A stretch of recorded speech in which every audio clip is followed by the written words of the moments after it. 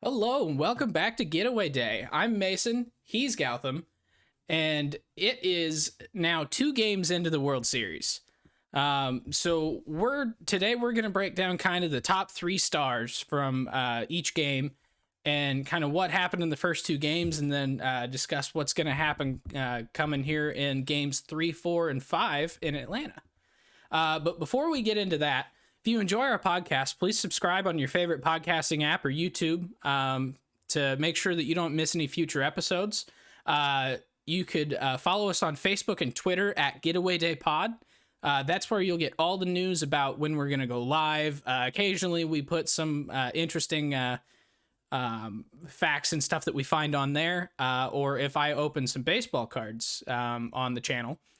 Which I just did a video here this week in celebration of the World Series. So go check that out. If you enjoy that kind of stuff, leave us a like and a comment on that video. Subscribe to us there. And I will give you guys a little bit of a heads up. I bought a really, really interesting box of cards today. It'll hopefully be here in about 5 to 10 days. So we'll get that one done soon. But, if you know anything about the online exclusive stuff, you know what I'm talking about. And that's all I'm going to say. All right. So now that we got all that out of the way, Gautham, games 1 and 2, just initial thoughts. Well, World Series games, man, they feel tense. And the World Series is always kind of a bittersweet moment for me because I love watching the World Series games, but at the same time, I know that I only have a limited number of baseball games to watch for the rest of the year. And it is very sad. And the Cubs are very seldom in these games. Wow. Oh, roasted. That was really uncalled for, but yes, it was. Hey, I could say it now and it's okay because of 2016. If 2016 hadn't happened and I was doing that, that would be uncalled for. Then I would have just shut my computer and then you would have to go alone. Yeah. So, how that wouldn't be any fun for anybody. I already talk enough as it is. Yeah. So, no, it's been an interesting first 2 games. There's been a lot going on that like neither game has been like an amazing like classic World Series game, but there's been a lot of little stuff happening that I think is going to make the next 3 to 5 games really interesting. So let's get straight into it. So we're going to do this a little bit hockey style. So hockey, for each game, they do 3 stars, or like 3 stars of the game. So we're going to do kind of that same thing. So Gowie, you want to go ahead and talk about our first star of game 1?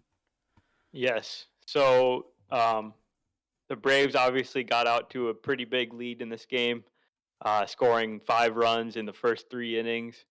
So they're looking pretty good, and then they obviously the Astros needed to go to their pen really quick in this game because Valdez did not have a good start. And then in the middle innings, Jake Odorizzi pitched 2 1/3, only giving up 1 hit and striking out 5. So this was a big boost for their bullpen because he kind of ate some of the innings that Valdez was not able to, and he kind of lines himself up to potentially make an impact if he starts game 4 or game 5.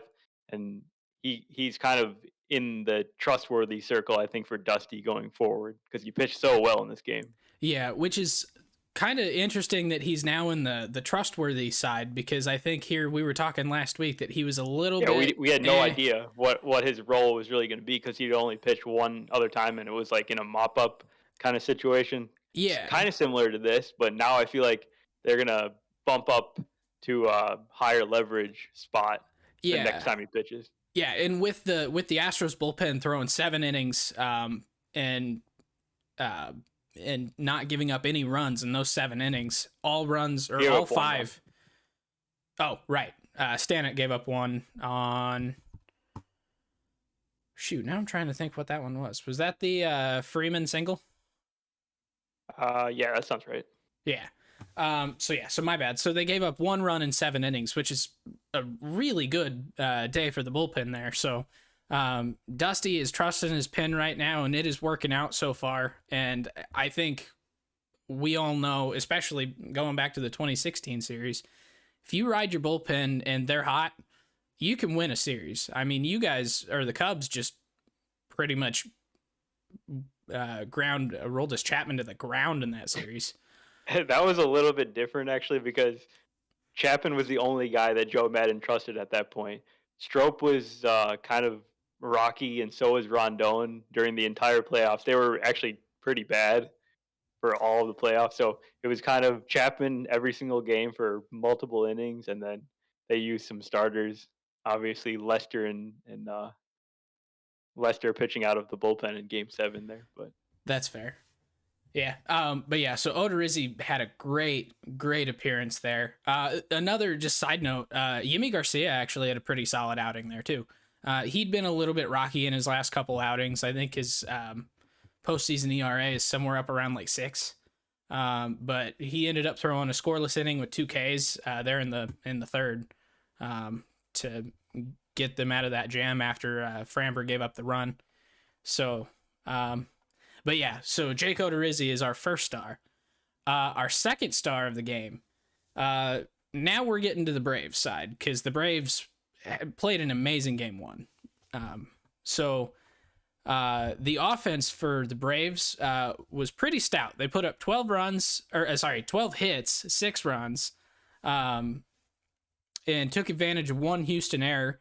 But the scoring got started on the 3rd pitch of the game when Jorge Soler blasted a home run, becoming the first player in 117 years of the World Series existing to hit a leadoff home run to start a World Series. It has never happened before. I don't know how it took 117 years, but it did. It seems like one of those things that George Springer would have done in 2017.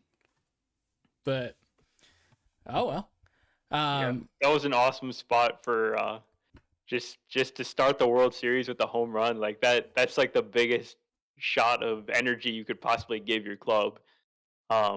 And I was kind of talking about Framber not having that good start. So the first 2 pitches of the game out of the strike zone, and then he just leaves that one center cut fastball, and Soler just crushes it. And he got the help of the Crawford boxes, of course, but yeah. still, Granted, awesome I'm not start. sure he needed the Crawford boxes there. No, probably not. I was gonna say it was pretty deep. It was not a cheapie. Yeah. But then Soler didn't stop there. He actually drove in a second run later in the game on an RBI single.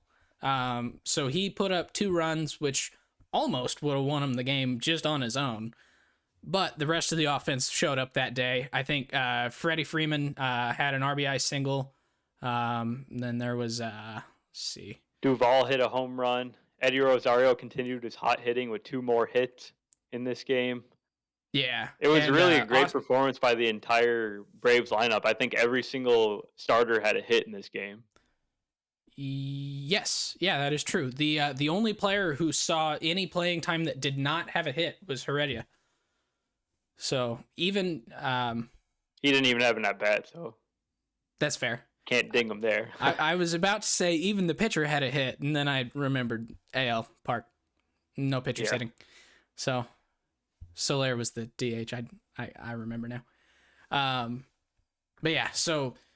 Great start there by Jorge Soler, setting, I guess you would call it a record, a major league first, for sure. So he is our second star of the day. Now, Gowie, you want to bring us into our third star, which brings us to a third star asterisk, in my opinion. Right. So the game's going well for the Braves through the first couple innings. And then things really changed when Charlie Morton, who was starting the game for the Braves, got hit by a comebacker. The ball deflected to Freddie Freeman at first, and they were able to get the out, and it seemed like Morton was okay.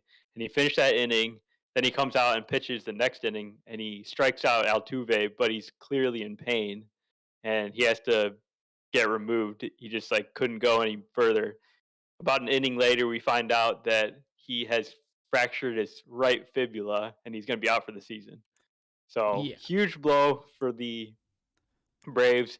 They're best pitcher, most reliable pitcher, the guy that we were saying was definitely going to go deep in his start, could not do that because it was middle of the third inning, and you know, Snitker's kind of scrambling there because who's he going to put in to give him some length in this game, and that's why the 3 stars guy for game one is AJ Minter, who came in and pitched 2 2/3 innings and threw 40 pitches, which is very unusual for a reliever who usually pitches just 1 inning at a time. And he just was able to to do the job and not give up any runs. It was just amazing performance. Yeah, and usually in situations like that, the reliever has to labor a little bit to get through 2 2/3. Minter had no problem with this. He Oh, I guess he gave up a run. That's my he, bad. he gave up 3 hits in a run, but he really didn't struggle too much other than a minor amount of traffic. But yeah, he got through almost 3 innings, and the only reason he didn't go 3 is because Morton got the first out in the third. So Yeah. Which side note, was it Morton that he came out and was all of a sudden throwing like 96? He was throwing 96 before and after he got hit by that ball, which is the most incredible part of it. Yeah, because Like, isn't how? that's like the fastest Charlie Morton has thrown a ball in like 15 years? That's not true at all. No, But probably like he 3. throws really but hard. He always throws hard, but yeah, it's amazing that it didn't really affect the effectiveness of his pitches. And his last batter he struck out Altuve, and that may have been like right where his bone cracked. You know? Yeah. So that would be incredibly painful. Like I'm not Oh gonna my lie. god! Can't even So imagine. did they like in the in between innings? Did they go in and tape up his leg? Because the fibula is the one Oh that you could tape up and still walk on it. yeah. So the inning before they did an MRI, and he was okay at that point. He was just in a lot of pain. So it must not have been fractured initially. It was just under extreme stress, Oh, so it probably stress fractured then. and then it probably happened like during the pitching to Altuve when he came out for the next inning. Oh, gotcha. Yeah, that's nuts. But yeah, Charlie Morton pitching through a broken leg. Dude is a workhorse. It's so sad we're not going to get to see him pitch again in the series. But AJ Minter, 3 stars for that game. Yeah, one more it. thing about Minter in that situation. Obviously, before Minter came in, they had a 5-0 lead, so they definitely had some margin. Yet Snitker not comfortable bringing in any of his lesser relievers. He only trusted his top 4 guys, like we had talked about in the preview. He went to Minter for 2 2/3. Then Jackson came in and pitched really well for 1 2/3. Matzik for 1 1/3, and then Smith to finish the game off. So he didn't really want to stray from his main guys, even though they had a pretty decent sized lead. And I guess that's one strategy that seems like it's a good thing to do because they did have the lead. They didn't want to give this game up. They really needed to get this game, especially with Morton going down. Yeah. Yeah. And then so just a couple more notes on this game. There were 2 other things that I noticed that I thought deserved some attention here. One, Yordan Alvarez hit his second triple of the postseason. Dude is not necessarily fast, so the fact that he has 2 triples, and then I think he ended up stealing a base in game 2. Like he is in it to win it right now. Someone needs to stop this man because he'll just steal the trophy. Yeah. And if you saw that triple, it was incredible. He just flicked his wrists out and it was over the center fielder's head. I just couldn't even believe that ball went like that. Yeah, he's got so much raw power that he barely even has to move, and the ball is just demolished. He hits that ball a little bit better. That's like way long gone in center field. Yeah. And then the other thing I noted, when Stanek gave up that run in the what would that be? That would be the 8th inning, right? I think 7th so, or 8th inning. Yeah, when Stanek gave up that 8th inning RBI single to Freddie Freeman, I think it was Freddie. Yeah. the run actually probably shouldn't have scored. Dansby tagged up. It was 2 outs. Or no, sorry, that was a sac fly. That wasn't even a single. It was a sac fly to the right fielder. Dansby tagged up. The ball was a little bit up the line, and Dansby ended up sliding around the tag. So a little bit better throw. Dansby probably would have been thrown out, and the Astros bullpen could have got through 7 without giving up a run. But just a little bit of a missed throw there. It would have been a close play, so he still potentially could have scored. But yeah, so I thought that was just some really heads-up base running there by Dansby. So to throw up the extra run there. So, and also extend it from a save situation to a non-save. So, or I guess it was non-save, and then the Houston ended up scoring in the bottom of the inning. You get the point. All right. Anything else from game 1? No, not really. All right. Game 2. So you want to start us off? Yep, sure. So in this game, it was kind of the opposite. The Braves did really not play well at all in this game. Houston scored a bunch of runs early. They scored a run in the first. They scored 4 in the second. But before that 4 spot, Travis d'Arnaud tied the game at 1 with a big home run. And that looked like Atlanta was going to stick with them. Obviously, that wasn't the case. And then d'Arnaud was able to also be a part of the other run that they were able to score in this game. So yeah, that was the RBI single by Freddie Freeman. It was game 2, not game 1. So I was, And yeah, so obviously Atlanta didn't do what they did in game 1 offensively, but d'Arnaud did have himself a really nice game. Yeah. Scoring both of the runs there for Atlanta. And he had been having kind of a quiet postseason so far. So it was nice to see d'Arnaud finally get something going with his bat there. So if he can keep extending that, and then guys like Rosario, who have been hot, Jock, Soler, if they can rebound from that game 2, then I think the Braves lineup will be in okay position there going forward. So, all right. So our second star of the game is the starting pitcher of game 2 for the Houston Astros, and José Urquidy. Urquidy had only started one other game this postseason, and it was back in... please hold while I find it. Apparently he gave up 5 runs in 1 2/3 innings against Boston. Okay, so it was back in the CS, not the DS. Yeah. So he had a pretty rough outing there in the ALDS, but then he came out, and his second start of the postseason here yesterday ended up going 5 innings, 6 hits, giving up 2 earned runs and 7 strikeouts. So a very big bounce back performance from José Urquidy. Got the Astros through most of the game there. Allowed Dusty to rest a little bit of his pen that had been taxed the day before, having to cover 7. So that was a big outing there for Urquidy. And he is now, I think, in position to start back again in game 6. Game 6. So yeah. If he pitches 6. like this, they'll feel good about him being the guy in game 6. But getting to game 6 is a different question. We'll talk about that in a few minutes, I think. But yeah, this was a really good start, and I kind of noticed that he seemed like he was just he wasn't like trying to overthrow. A lot of times you see these pitchers in the postseason hitting these max velocities because they're just so amped up. But Urquidy was kind of just sitting back and throwing it like he usually does, which is around 93. I know he can hit 95, but I think he was too amped up maybe for that first start that he made, and this time he dialed it back down a little bit. And I think his thing is being able to command all his pitches and be able to throw his changeup to lefties and hit his spots, and he was able to do that in this game, and he was still getting swings and misses. He got 7 strikeouts in this game. Yeah.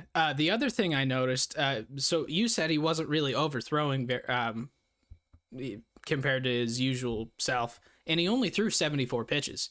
So if he threw pretty much a normal day for him, as far as like arm usage, I guess, for Yeah. what's the term for that? He didn't exhaust his arm, I guess, like a lot of guys do in the postseason. So there's a potential that they could actually pull him up for game 5 if they need to. Because, I mean, Framber had a short outing, so if they need to cover game 4, the day's rest, Framber may be ready for game 4, and then Urquidy for game 5. Yeah, could be. Because I think we're both very well aware that neither one of these teams has a guy for game 4 right now.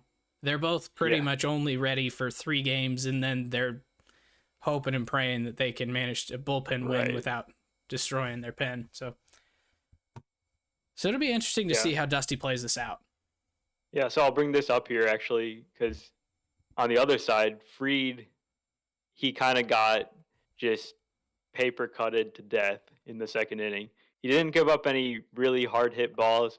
He gave up 5 singles that ended up scoring 4 runs for them, which is usually that just doesn't happen.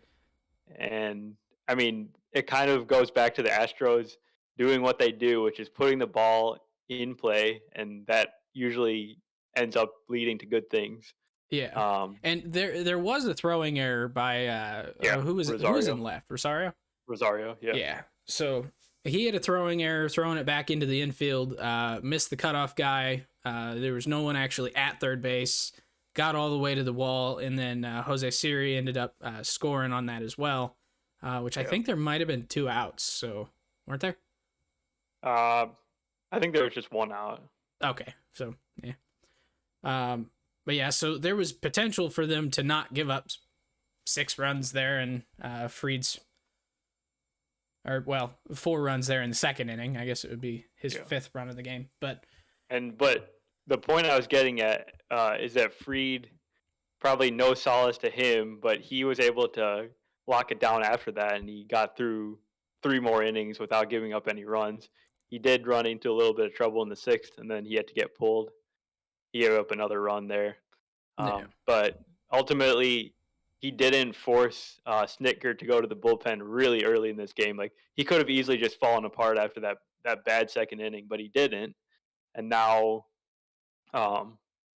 they used kind of their low leverage guys. They used Dylan Lee, Jesse Chavez, Smiley, who didn't look too good, and then Kyle Wright actually looked pretty good. So maybe he is a guy that could pitch game 4. And that's something that I was thinking, because Kyle Wright is kind of an interesting case because he has only pitched 2 other games for the big league club this season, and they were back in June. He made 2 starts, and he's been in AAA the rest of the year. He hasn't started a game, obviously, since the AAA season ended back on October 2nd, I think was his last game. And so it'll be interesting to see what they do with him. Was he the one that got brought up when Morton got kicked off the roster, or was that... So the replacement for Morton on the roster was Tucker Davidson, who's another young pitcher. He's a left-handed pitcher. Yeah. Wright got put on the World Series roster at the beginning of the series, but he did not pitch he was not on the roster for either of the first 2 series. Okay.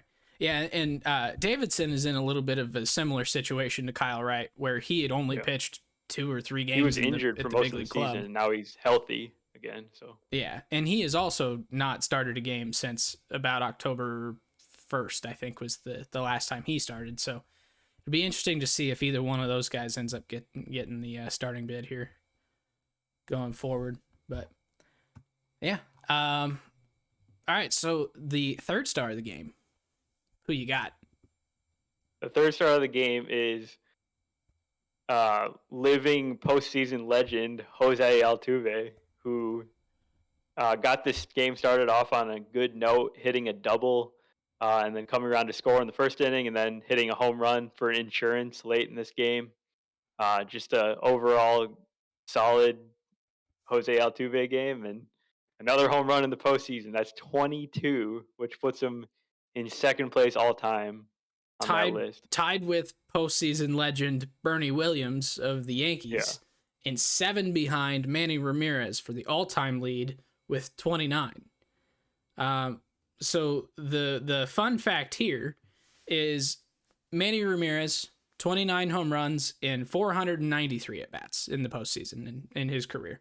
Bernie Williams, 22 home runs in 465 postseason plate appearances. Jose Altuve, 22 home runs in 305 ABs. So he's got 160 less ABs than Bernie Williams, and he's tied him. He is on pace to break Manny's record here in like, what, 2 postseasons? Is that?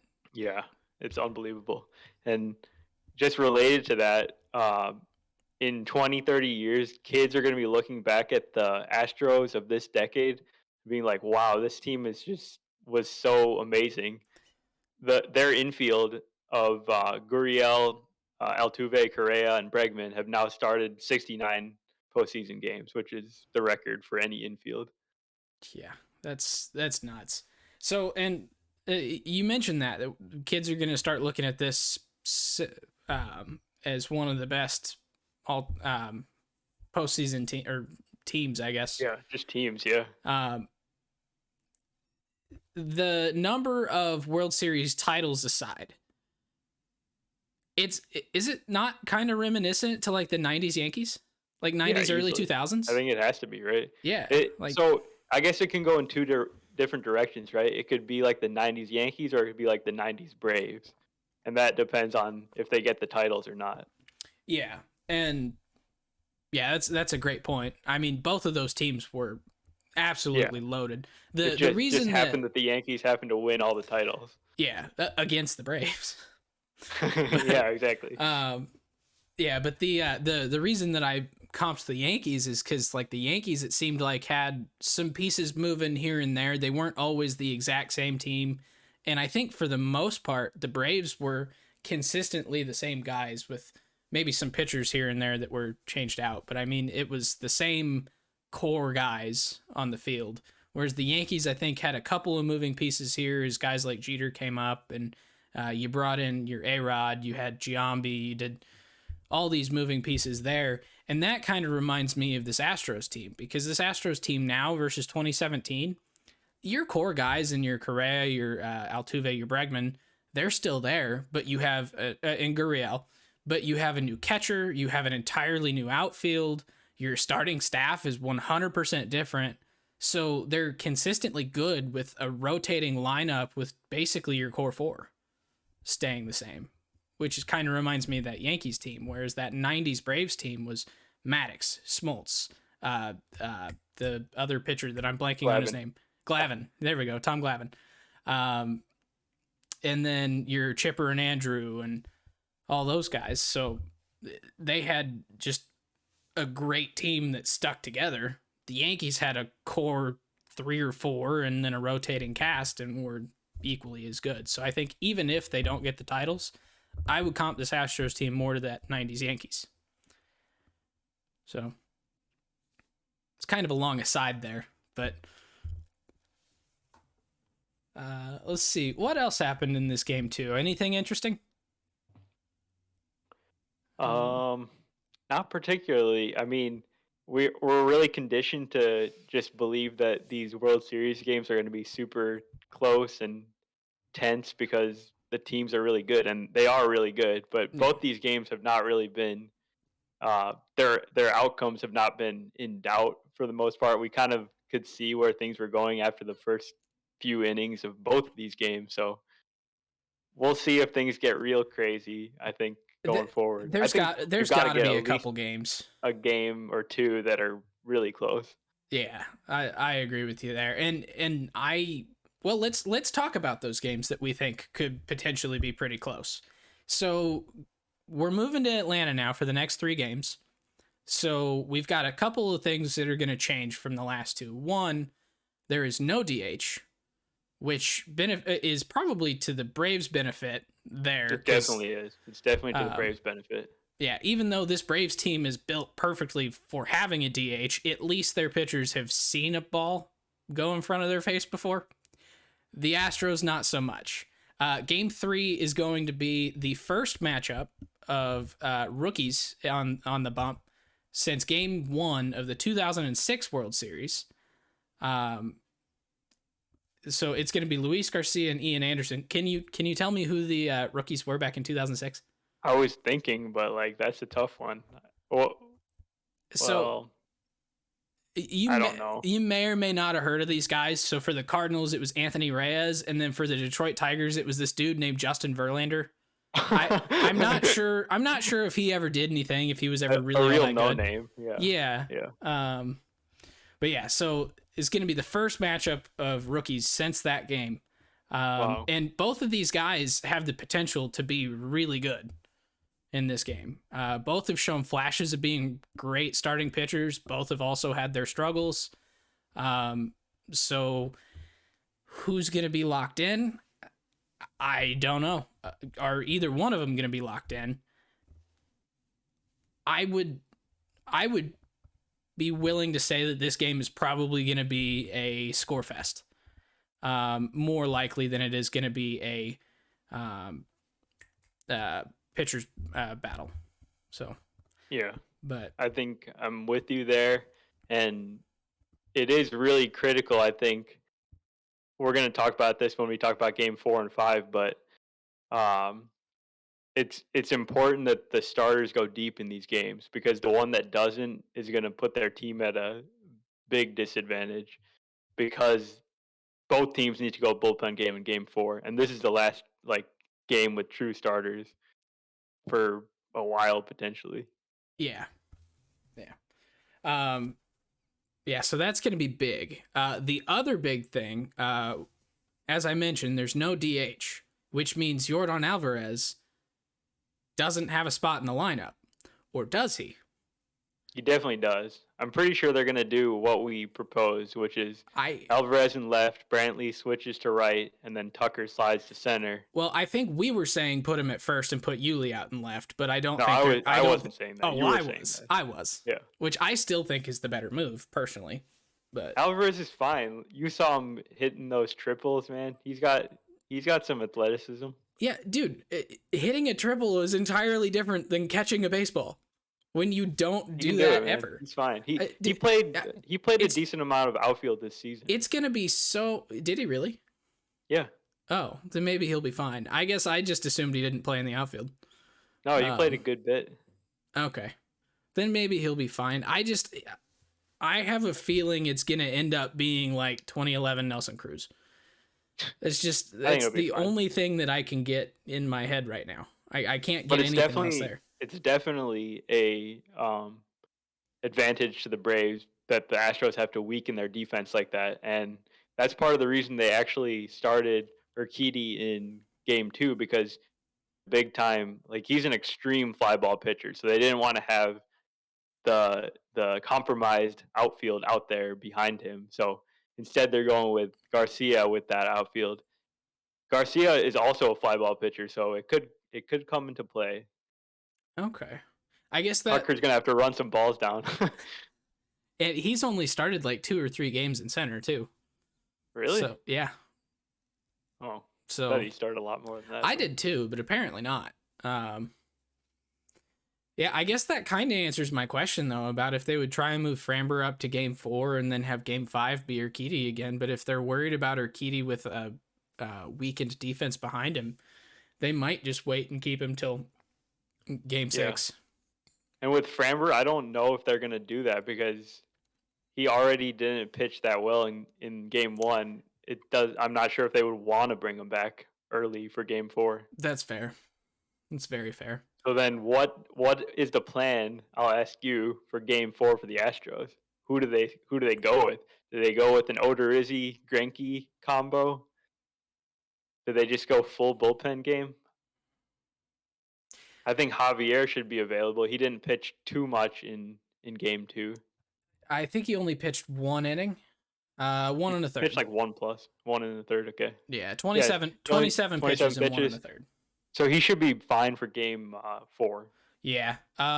So what I think is, I don't think this is necessarily what's going to happen. This is what should happen. They should start Greinke short leash, and then bring in Odorizzi to cover whatever innings he can. If Greinke goes short, if Greinke has a great start, fantastic. Don't use Odorizzi if Greinke can get through 5. If he can't get through 5, bring in Odorizzi, cover 2 innings. You probably don't need to go 3 with him if you don't have to, and then bring in your Christian Javier. Yeah. I thought Christian, and then it's like, no, that's wrong. No, it's Christian.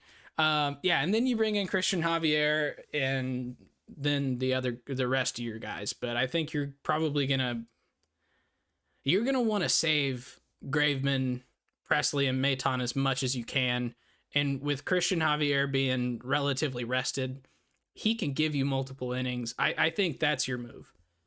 Yeah. So I think so too. And I think those key guys, they'll definitely pitch anytime the Astros are leading the game.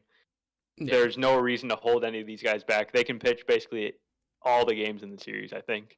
And they will when the Astros are winning. Yeah. So now that brings up the other side of the coin here. What does Atlanta do? Yeah, Atlanta's in a big problem because of Morton being out. Morton potentially could have come back for a game 4, right? He might have pitched in that game, but now that's not a possibility. So they have to go full on bullpen / these young guys that have not pitched at all this season, which they have to do all this without having their long man in Huáscar Ynoa. Right. So the new long man is Wright. He kind of replaces Ynoa there. And then I guess Tucker Davidson is going to be in there.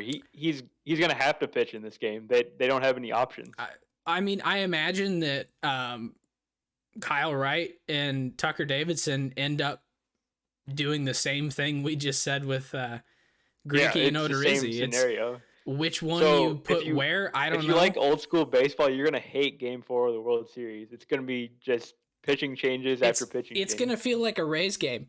Oh, goodness. Yeah. A Rays game on both sides. It's the Rays playing the Rays. Yeah. Ugh. Not the kind of baseball I want to see. So, side note, we're already saying we're going to see like 800 pitching changes in Game 4, right? We're both agreeing there? For sure. What's the average length of a postseason game been this year? Because it's been incredibly long. So this year it's actually over 3.5 hours. Longest postseason games we have ever seen in our lives. And now we're getting ready to have a game with probably some of the most pitching changes we've seen in a single World Series game in a long time. Yeah, Game 2 is actually a snappy 3 hours and 15 minutes. Which is one of the shortest games we've seen since the Division Series this year. Good Lord. Yeah, and Game 1 was over 4 hours, so we're probably headed down that route. Have they extended like the... Yeah, the commercial breaks are longer than the regular season, so that's definitely plays a role. I think the commercials actually took up about 40-plus minutes of the total time of game, so that's ridiculous. Especially... Yeah. It makes, like, I understand why they're doing it from an advertising revenue standpoint. Yeah, but of course. They're sitting here complaining about the length of baseball games, and that's why people don't watch.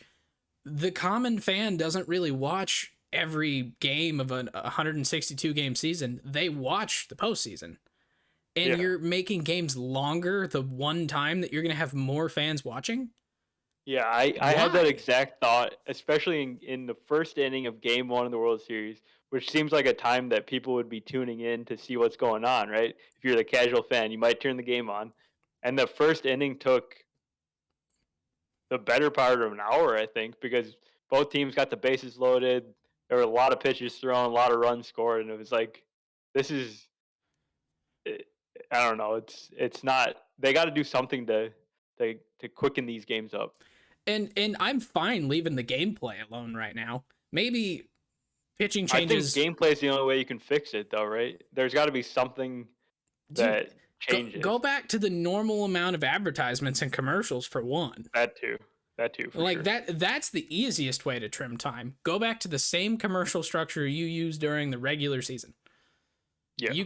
It actually would increase the cost of an ad spot because there's fewer ad spots, so people are going to have to pay more to advertise during the World Series. So one, that makes up most of your money that you're losing by cutting back on the number of commercials. And it saves you like 10 minutes for the total length of the game, which isn't a ton. No one needs 3 minutes between innings. They only throw 8 warm-up pitches. It's absolutely absurd. Yeah. And then the other thing that I've noticed in the postseason here is you have certain pitchers that are taking about a minute between pitches just to try and throw off the batter's rhythm. And I really think that we need a postseason pitch clock. Yep, it's coming for sure. Yeah, we need it today because I love baseball. I love it.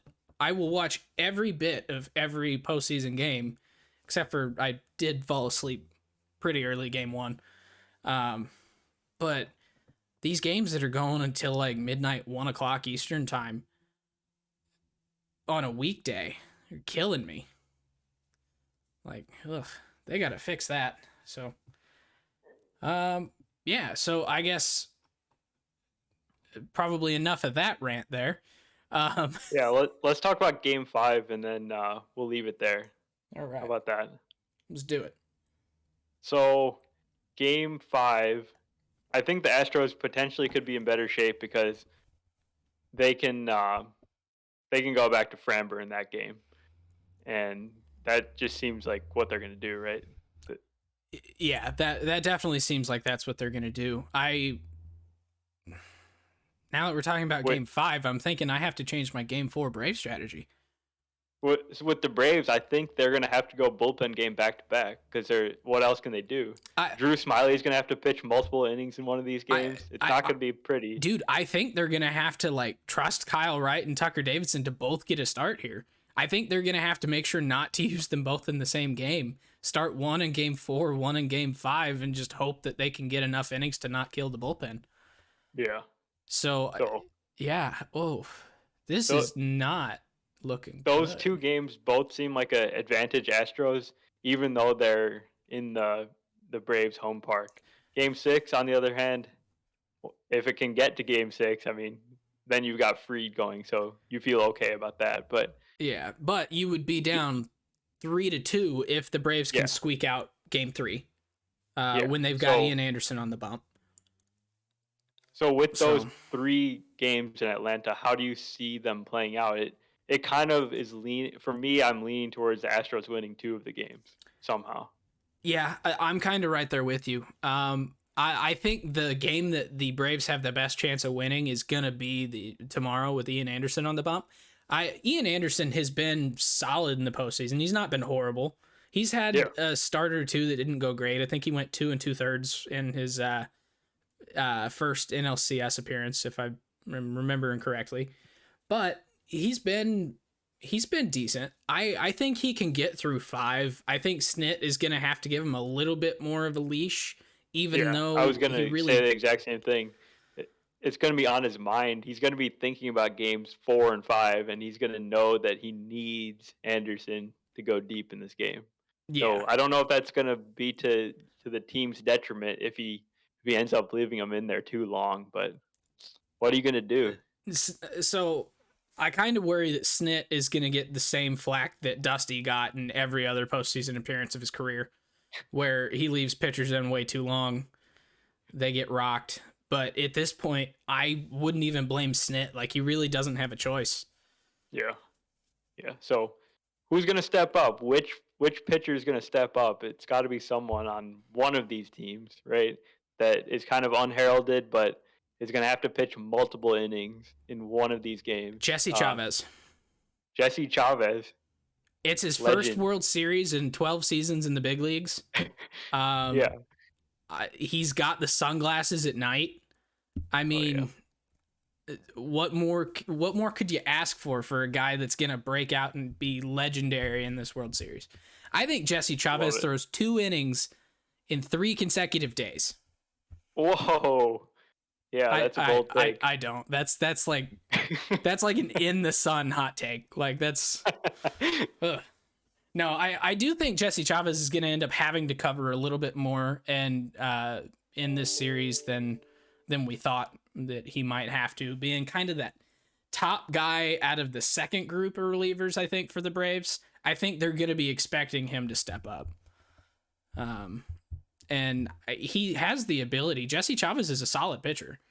He has been for a majority of his career. I think this year's a little bit of a down year for him, but he's got it in him. So I would love to see him step up and dominate and help this Braves team get back to Houston. If they're down 3-2, but if Atlanta can get back to Houston with the lead, you got to be feeling real good about that. Yes, indeed. And I think that just like in game one, when they got the lead, Snicker was very ready to go to his top four there. So they're going to pitch every time they possibly can. And hopefully they'll stay, good. But it's going to be tough because it's a lot of it's going to be a lot of stressful situations. Yeah, agreed. So it's I definitely think that there's going to need to be some great defense on both sides here in the next couple days. It's just a kind of an aside here with not knowing who's going to be pitching and with as many relievers in, there's probably going to be a lot of contact. So the defense behind him is going to have to be stout. You can't have Rosario airmailing it into third to nobody. So yeah, it'll be an interesting next couple games. We will be back here on Monday, right? Yeah, Monday's the day after Game 5, so that's the off day. So we will be back here. Yeah, so we'll be back here on Monday, and the next travel day. Hopefully, we're getting ready for Game 6 and 7. As I would love to see the series go to 7 games. I think that would be awesome. Get back to your Fried, see if Framber can bounce back from where, I guess he's going to go in Game 5, but see if Urquidy can dominate again there in Game 6. But yeah, so we'll be back here Monday. Like I said, if you enjoy the podcast, please subscribe to us on Apple Podcasts, Spotify, Google Podcasts, Pocket Casts, the Anchor, any of those that you use to listen to podcasts. Follow us there. Follow us on our YouTube channel. Subscribe there. Hit the notification bell to see when we post anything from baseball card videos to podcast episodes where you can see our pretty faces on our YouTube channel if you've never checked it out. Follow us on Twitter and Facebook. That way, if anything changes with the schedule, you'll get notified there first. And I think that's it. So you guys have a great rest of your day, and we will catch you back here in a couple of days.